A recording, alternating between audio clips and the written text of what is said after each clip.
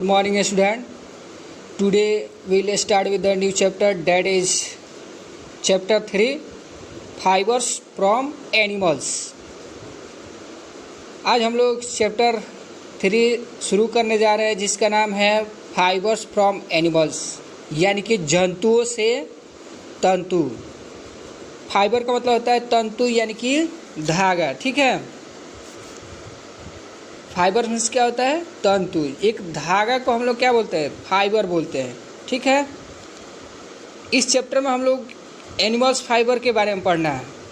इस चैप्टर में हम लोग को एनिमल्स फाइबर के बारे में पढ़ना है, वो भी ऊल और सिल्क। ये दोनों क्या है? एनिमल फाइबर है। ऊल का मतलब होता है ऊन और सिल्क मीन्स होता है रेशम। उसके बाद से हम लोग स्पेशली ऊल के बारे में पढ़ेंगे और then after rearing and breeding of sheep, यानी कि शीप जो मतलब होता है भेड़, भेड़ का रियरिंग पालन पोषण कैसे करते हैं, उसका ब्रीडिंग हम लोग कैसे करते हैं, क्यों करते हैं, ठीक है। और लास्ट टॉपिक है हम लोग का वॉशिंग ऑफ स्कोरिंग। स्कोरिंग का वॉशिंग, यानी कि वॉशिंग मीन्स क्या होता है? साफ करना है, ठीक है। अब इस चैप्टर में हम लोग को यही बस पढ़ना है, तो हम लोग अब यहाँ से टॉपिक शुरू कर रहे हैं। Animals fibres, wool and silk, ये दोनों के दोनों क्या है? एनिमल्स फाइबर है। क्यों है? क्योंकि ये दोनों जो है होते हैं एनिमल से ही ऑब्टेन होते हैं। ऊल जो है भेड़ से प्राप्त होता है और सिल्क जो है सिल्क वर्म या सिल्क मॉथ से प्राप्त होता है, ठीक है। तो कह रहा है कि hair of certain animals can also be use for making clothing materials. Hair means क्या होता है? बाल, यानी कि कुछ जंतुओं के बाल होते हैं जिसका प्रयोग हम लोग क्लोथिंग मटेरियल में कर सकते हैं। कुछ जंतुओं के बाल होते हैं जिसका प्रयोग हम लोग किस में कर सकते हैं? क्लोथिंग मटेरियल बनाने में कर सकते हैं। आगे कह रहा है कि wool and silk are obtain from the animals, यानी कि जो ऊन होता है और जो रेशम होता है वो एनिमल से प्राप्त होता है, ठीक है। दोनों के दोनों एनिमल से प्राप्त होते हैं, प्लांट से प्राप्त नहीं होते हैं। आगे कह रहा है कि और दोनों के दोनों क्या है? नेचुरल फाइबर है। आगे कह रहा है कि that's why this animals called animal fibre, इसलिए इसे क्या बोलते हैं? एनिमल फाइबर बोलते हैं या फाइबर्स फ्रॉम एनिमल्स कहते हैं, ठीक है। तो प्लांट्स एनिमल से प्राप्त होते हैं इसलिए इसको क्या बोलते हैं? एनिमल फाइबर बोलते हैं। अगर प्लांट से प्राप्त होता है तो प्लांट फाइबर बोलते हैं। अब हम लोग को क्या पढ़ना है? ऊल पढ़ना है। ऊल पढ़ना है तो ऊल क्या होता है? तो ऊल एक तरह का क्या होता है? नेचुरल फाइबर होता है, ठीक है। आगे कह रहा है कि wool is commonly obtain from the hair of sheep, goat या कैमल्स etc, यानी कि ऊन जो होता है वो सामान्य तौर पे भेड़, बकरी, याक और ऊँट इत्यादि के बालों से प्राप्त होता है। ऊल किससे प्राप्त होता है? तो भेड़ के बाल से, गॉट के बाल से, याक और कैमल इत्यादि के बालों से प्राप्त होता है। आगे कह रहा है कि these animals are therefore called wooled animals, इन एनिमल्स को, इन जंतुओं को इसलिए वूल यील्डिंग एनिमल्स कहते हैं। अब आपसे क्वेश्चन पूछा जाएगा कि वूल यील्डिंग एनिमल्स किसको बोलते हैं? तो जिस एनिमल से ऊल प्राप्त होता है उसको हम लोग वूल यील्डिंग एनिमल्स कहते हैं, ठीक है। अब आगे कह रहा है कि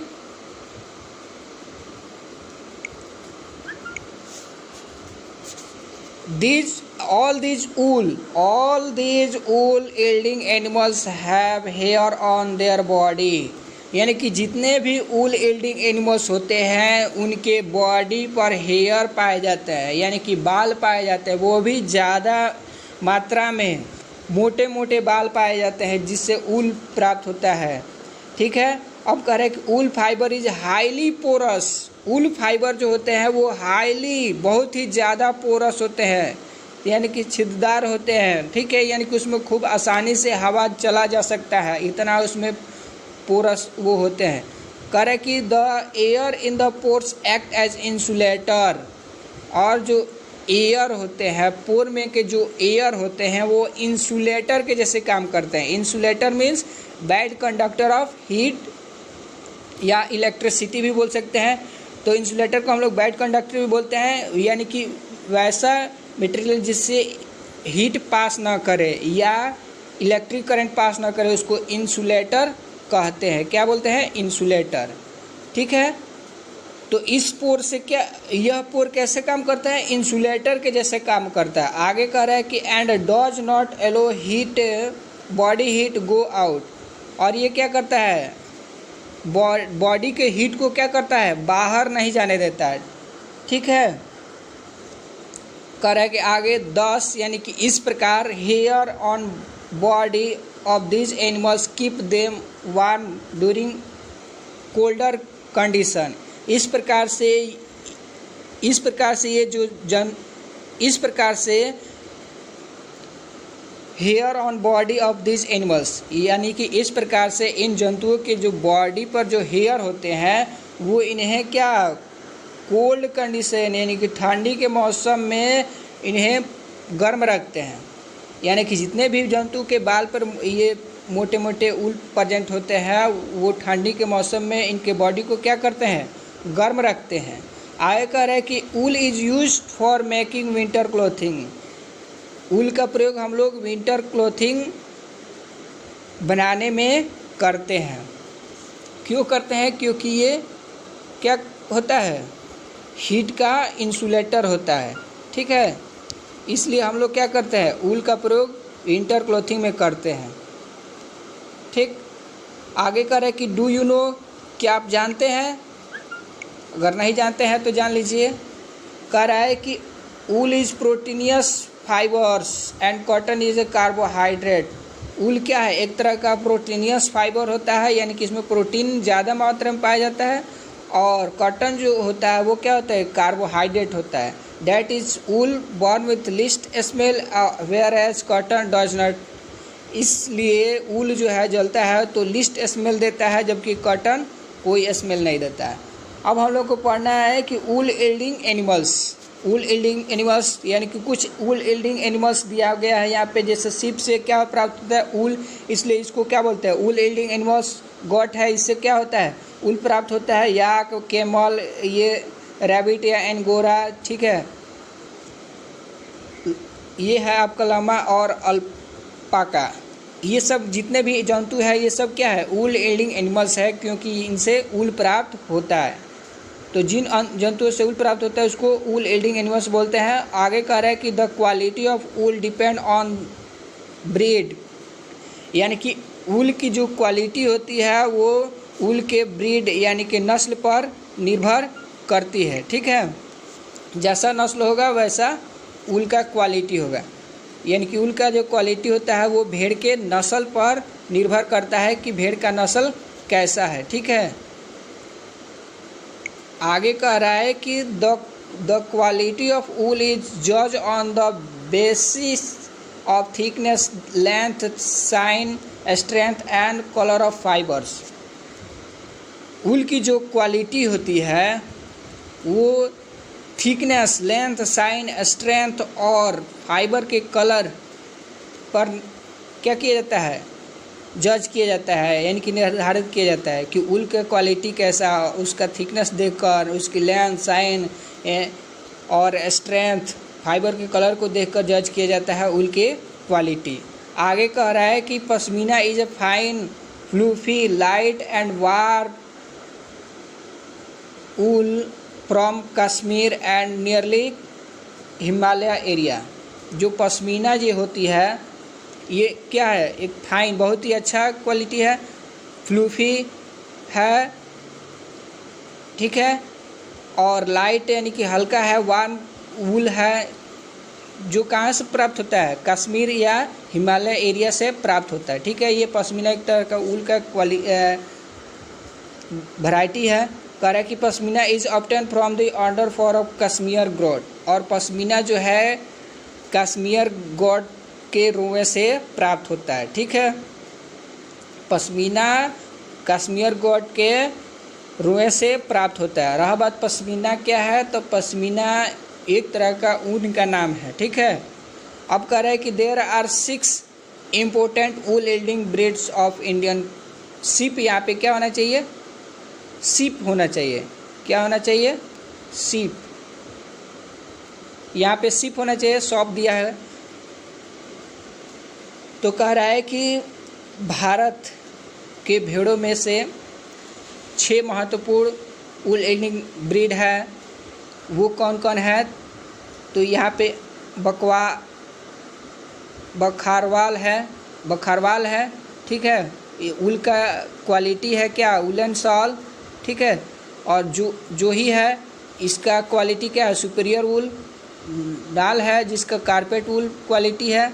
रामपुर बुसैर ये फ्लाउन फ्लीस मतलब होता है रुआ। ठीक है, पतानवाड़े जो है इसका क्वालिटी है होसेटी। और मारवाड़ी भी एक तरह के क्या है, भेड़ का ही नस्ल है जिसके क्वालिटी है क्या, कॉर्स वूल। तो ये हम लोग देखे हैं भारत में पाए जाने वाले भेड़ के नस्ल और उनके क्वालिटी। ये जो हम लोग फिगर देख रहे हैं ये भेड़ का फिगर है। ये क्या है, भेड़ है। इस देखिए इसका बाल कितना है। ठीक है, और ये बाल, इसके बाल जो होते हैं वो साल में एक बार काट लिए जाते हैं। ठीक है, वो भी कब, तो जब गर्मी का मौसम आता है तब। ये याक है। जितने भी हम लोग, ये गॉट है, एंगोरा गॉट है। ठीक है, जितने भी ये जंतु हम लोग देख रहे हैं सबसे क्या प्राप्त होता है, ऊन प्राप्त होता है। आगे हम लोग को पढ़ना है कि फाइबर फ्रॉम फाइबर्स टू वूल, यानी कि फाइबर से वूल कैसे हम लोग बनाते हैं। वूल से फाइबर कैसे बनाते हैं। कह रहा है कि in flowing section you will learn about journey of wool from the rearing of breeding of wool. ठीक है, इन द फ्लोइंग सेक्शन यानी कि निम्नलिखित सेक्शन में आप सीखेंगे कि ऊल के ब्रीडिंग और रीडिंग के ऊल के जर्नी के बारे में। यानी कि निम्नलिखित सेक्शन में आप सीखेंगे कि ऊल का ब्रीडिंग कैसे किया जाता है, उसका रीडिंग कैसे किया जाता है, ऊल के जर्नी के बारे में पढ़ेंगे। ठीक है, आगे हम लोग पढ़ेंगे। कह रहे हैं कि yielding animals such as sheep to the final finish wool, यानी कि जो भी यील्डिंग एनिमल्स है जैसे कि भेड़ है, इसके अलावा याक भी हो सकता है, कश्मीर गोट भी हो सकता है। ठीक है, के लिए फाइनल फिनिश वुड हम लोग अभी देखेंगे।